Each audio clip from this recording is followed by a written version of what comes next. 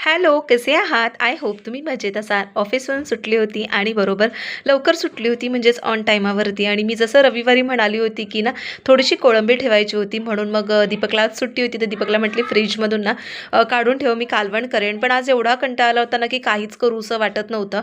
तर म्हटली चला ठीक आहे ॲटलीस्ट आपण कोळंबी भात तरी बनवूया आणि दीपकला सुट्टी होती तर तो म्हणाला, की आपण दोघं सोबत चहा पिऊया.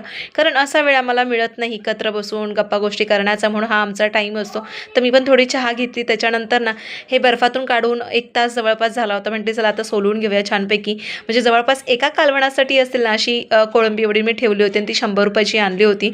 तर पटकन सोलून घेतली. त्यानंतर जो काही रोजचा मी भात वापरते ना तो सुद्धा भिजायला टाकायचा होता. तो तोपर्यंत भिजतोय तोपर्यंत मी म्हटली चला फोडणीची तयारी करून घेऊया. तर थोडेसे खडे मसाले टाकले, 1 मोठा कांदा, अद्रक लसूणची पेस्ट, टोमॅटो आणि घरातले जे काही मसाले होते ना तिखट, लाल तिखट, हळद आणि मिरची पावडर जी की आमची घाटी मसाला होता आणि थोडासा एव्हरेस्टचा बिर्याणी मसाला, लिंबू पिळून छान कोथिंबीर टाकून एकत्र एकजीव केला आणि जे ना तांदूळ भिजत ठेवले होते ते सुद्धा त्याच्यामध्ये ॲड करून ठेवले. म्हणजे जो काही भात आहे ना तर तो एकत्र होऊन जाईल आणि छान मस्त असा शिजेल. तर तुम्ही बघू शकता किती मस्त असा शिजलाय. मला कंटाळा आला ना तर मी हेच करते. मला खरंच खूप कंटाळा आला ना तेव्हा हे सगळं माझे प्रकार चालू असतात.